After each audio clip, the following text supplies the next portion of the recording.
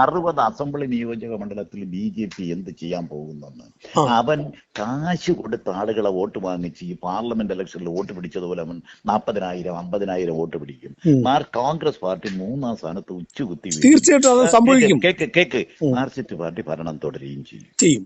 ഇതാണ് കേരളത്തിൽ സംഭവിക്കാൻ പോകും. അതോട് ഈ പാർട്ടിയുടെ അതോ ഗതിയായിരിക്കും. ഇതിനകത്ത് മുസ്ലിം കമ്മ്യൂണിറ്റിയിലുള്ളവർ അവർ വേറെ കുറെ പാർട്ടിയിലും കുറെ കമ്മ്യൂണിസ്റ്റ് പാർട്ടിയിലും പോകും.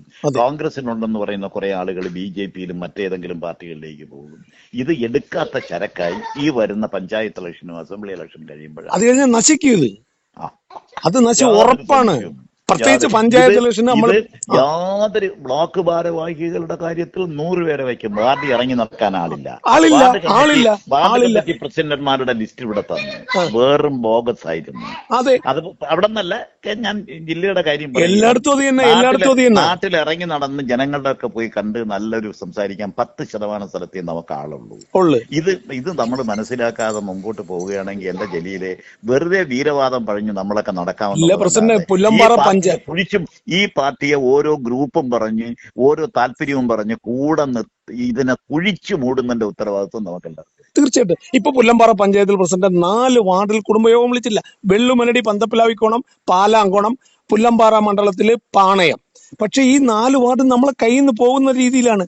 നമ്മളെ നേതാക്കള് മണ്ഡലം പ്രസിഡന്റ് ഇടുന്ന ഗ്രൂപ്പിൽ അങ്ങിടും. ഒരു നേതാക്കൾ ഒരു പയ്യന്മാരെ കണ്ടാൽ പോലും ഒന്ന് തൊളിക്കേ, നാളെ നമ്മളെ പരിപാടിയാണ്, മറ്റന്നാ 3-ാം തീയതി UDFന്റെ പരിപാടി, നിങ്ങൾ വരണം എന്നൊരു ഭംഗി വാക്ക് പറയില്ല. അതാവും നമ്മളെ പ്രവർത്തകർ ചെന്നാൽ മണ്ഡലം പ്രസിഡന്റോ ആരെങ്കിലും മനസ്സിലായില്ലേ? അതായത് നീയും മണ്ഡലം പ്രസിഡന്റും തമ്മിൽ കീരിയും പാമ്പുമാണെന്ന് അവിടുത്തെ പ്രവർത്തകർക്ക് ജനങ്ങൾക്കും അറിയാം. എങ്ങനെ അവിടെ പാർട്ടി രക്ഷപ്പെടും? ഒറ്റ ചോദ്യം ചെയ്യുകയാണ്. ഞാൻ കീരിയും പാമ്പല്ല, ഞാൻ കോൺഗ്രസിന് വേണ്ടി പറയുന്നത്. ഇത് ഞങ്ങളുടെ മണ്ഡലം പ്രസിഡന്റാണ്, അയാൾ രാപകലില്ലാതെ പ്രവർത്തിക്കുന്നു, അയാൾ ജലീൽ ആത്മാർത്ഥമായി പ്രവർത്തിക്കുന്നു, അല്ല പറയുന്നകള് അങ്ങനെ അല്ലെന്നൊരിടത്തും എനിക്കൊരു സ്ഥാനം തന്നിട്ടുണ്ട്. ഈ നാശത്തിന്റെ വഴി ഞാൻ പറഞ്ഞു തരികയാണ്. ഒറ്റ ഒരുത്തരും ആത്മാർത്ഥമായി പരസ്പര ബന്ധമില്ല, പരസ്പര സ്നേഹമില്ല, എങ്ങനെ കാലുവാരാമോ, എങ്ങനെ ബഹുജനങ്ങളെ. പക്ഷെ നമ്മുടെ മുഖം പുല്ലമ്പാറയിൽ വികൃതമാണ്. ഞാൻ ഈ പറയുന്ന വാചകം നീ കുറിച്ചു വെച്ചോ. പഞ്ചായത്ത് ഇലക്ഷൻ കഴിഞ്ഞിട്ട് പ്രസിഡന്റ് 1 വർഷത്തിന് മുമ്പ് എന്നോട് ഇത് പറഞ്ഞു എന്ന് പറയും. കാരണം നമ്മുടെ മുഖം അവിടെ വികൃതമാണ്. ഒരുത്തനെ അംഗീകരിക്കാൻ തയ്യാറല്ല. പിന്നെ ഈ ജനങ്ങളുടെ വികാരം എന്താണെന്ന് മനസ്സിലാക്കാതെ ഓരോ നേതാവിന്റെ പേര് പറഞ്ഞ് ഓരോ നേതാവുമായിട്ടുള്ള ബന്ധം സ്ഥാപിച്ചിട്ട് ഇതിനെ ഭിന്നമാക്കുകയാണ്. പ്രസിഡന്റ്, എനിക്ക് ജൗഫർ എന്നൊരു വ്യക്തിയോട് എതിരുള്ള മണ്ഡലം പ്രസിഡന്റോട് എനിക്കെതിരില്ല. ഇവൻ എന്തിനാ 4 സ്ഥാനം? ബഷീർ സാറിനെ 81 മുതൽ അറിയാവുന്ന ഒരു വ്യക്തിയാണ് ഞാൻ. 77 SLCക്ക് പഠിക്കുന്ന കാലത്ത് തൊട്ട് എനിക്ക് സാറിന് അറിയാം. 77 സാറ് 40 സ്ഥാനമുള്ള ആളാണെന്ന് പല DCC പ്രസിഡന്റുമാരും KPCC പ്രസിഡന്റും. എന്തിനാണ് സുധാകരന് MP സ്ഥാനം? എന്തിനാണ് സുധാകരന് നമ്മുടെ 40 സ്ഥാനമില്ലാത്ത ഒരാളിന്റെ പേര് പറഞ്ഞു തന്നാണ്? ഷംസുദ്ദീൻ എത്ര സ്ഥാനങ്ങളാ? രമണിക്ക് എത്ര സ്ഥാനങ്ങളാ? അതെ, നീ അങ്ങനെ പറ. ഇത് ഒരാളിന്റെ പേര് പറ.